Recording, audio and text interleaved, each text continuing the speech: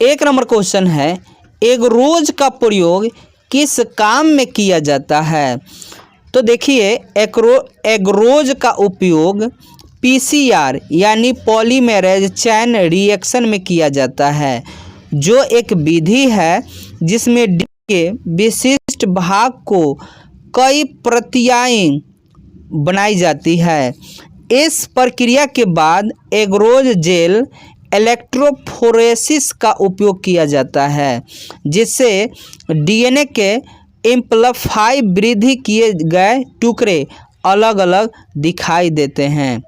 इस तकनीक में डीएनए के विभिन्न टुकड़ों को पहचानने, विश्लेषण करने और उनके आकार को निर्धारण करने में मदद मिलती है।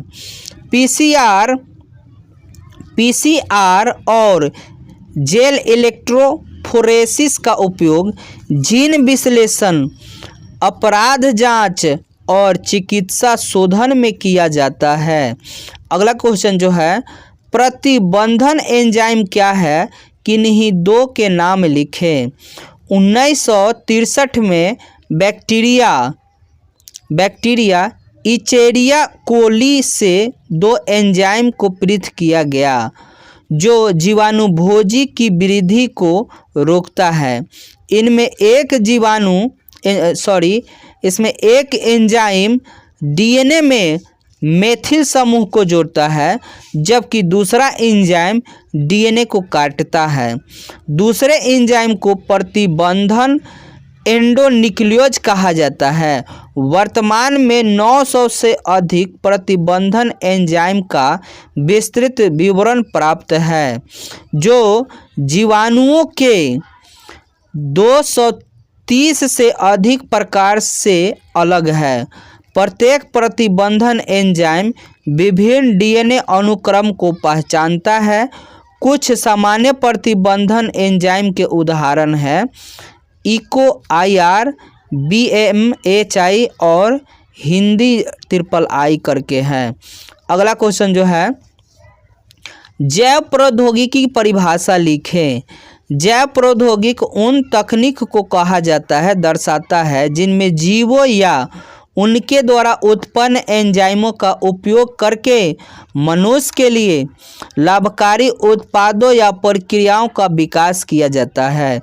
इसमें जीवों का उपयोग किया जाता है ताकि उनके गुणों से नए औषधि, खाद्य पदार्थ, जैविक ऊर्जा और अन्य उपयोगी सामग्री बनाए जा सके।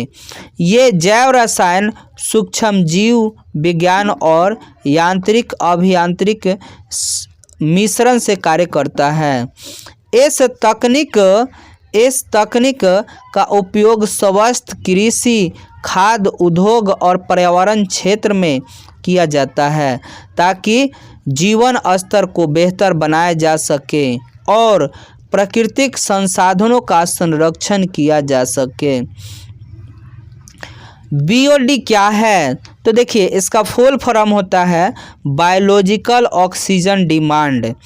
ये जो है जल में ऑक्सीजन की मात्रा को दर्शाता है, जिसे वायवीय ऑक्सीजन की आवश्यकता वाले जीवों द्वारा कार्बनिक पदार्थ को तोड़ने के लिए किया जाता है।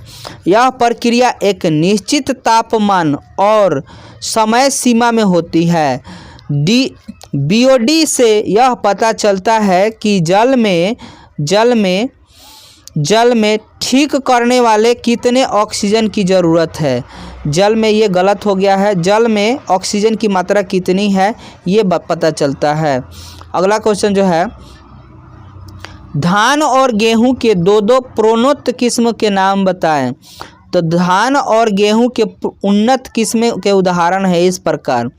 उन्नत धान के किस्म है जया, रत्ना, और गेहूं का उन्नत किस्म जो है वो है सोनालिका, सोनोरा 64 है। अगला क्वेश्चन जो है, एलिसा क्या है? तो एलिसा दोस्तों क्या होता है? एंजाइम लिंगेड इम्यूनोसर्वेंट ऐसे होता है। यह प्रयोगशाला तकनीक है जिसका प्रयोग शरीर में विशेष एंटीबॉडी या एंटीजन की उपस्थिति को पहचानने के लिए किया जाता है। यह विधि मुख्य रूप से रोग की जांच जैसे में दोस्तों HIV, मलेरिया और अन्य संक्रमणों की पहचान में किया जाता है। अगला क्वेश्चन जो है, हरित क्रांति से आप क्या समझते हैं? तो हरित क्रांति एक कृषि सुधार आंदोलन था जो 1960 के दशक में शुरू हुआ था। इसका उद्देश्य कृषि उत्पादकता को बढ़ाना था, खास करके विकासशील देशों में, ताकि खाद्य सुरक्षा सुनिश्चित की जा सके। भारत में यह क्रांति पादप प्रजनन की नई तकनीकों जैसे उन्नत बीजों, रासायनिक उर्वरकों, कीटनाशकों और सिंचाई की आधुनिक विधियों के उपयोग से हुई है। अगला क्वेश्चन जो है, मानव जीनोम परियोजना के लक्ष्य क्या है? तो मानव जीनोम परियोजना के मुख्य लक्ष्य जो है जीनोम का पूरा अनुक्रम जानना था। इसके लक्ष्य हैं इस प्रकार। पहला जो है मानव जीनोम का मानचित्रण, मानव DNA के सभी जीन और उनकी स्थिति का पता लगाना। और दूसरा का जो है दोस्तों जीनोम के कार्य को पहचानना, प्रत्येक जीन के कार्य और उनकी भूमिका को समझना। तीसरा पॉइंट है रोगों के कारण का पता लगाना, जीनोम में बदलाव के कारण होने वाले आनुवंशिक रोगों को समझना। जीनोम आधारित चिकित्सा, व्यक्तिगत उपचार और जेनेटिक बीमारियों का इलाज करने के लिए नई तकनीक का विकसित करना। अगला क्वेश्चन जो है, DNA की संरचना का सचित्र वर्णन कीजिए। वाटसन और क्रिक ने DNA अणु की संरचना का विवरण दिया है, जिसे वाटसन और क्रिक मॉडल कहा जाता है। इसके अनुसार DNA के मुख्य गुण इस प्रकार हैं।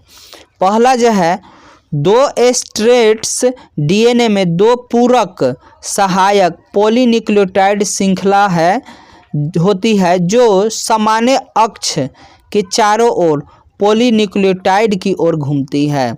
दूसरा, फास्फेट और शर्करा, हर स्ट्रैंड में फास्फेट और डीऑक्सीहाइब्रेज शर्करा एक साथ जुड़े होते हैं जो स्ट्रैंड की नींव बनाते हैं। तीसरा, नाइट्रोजन युक्त बेस प्रत्येक स्ट्रैंड के अंदर प्यूरिन और पाइरिमिडिन बेस होते हैं जो डीऑक्सीराइबोज शर्करा से जुड़े होते हैं।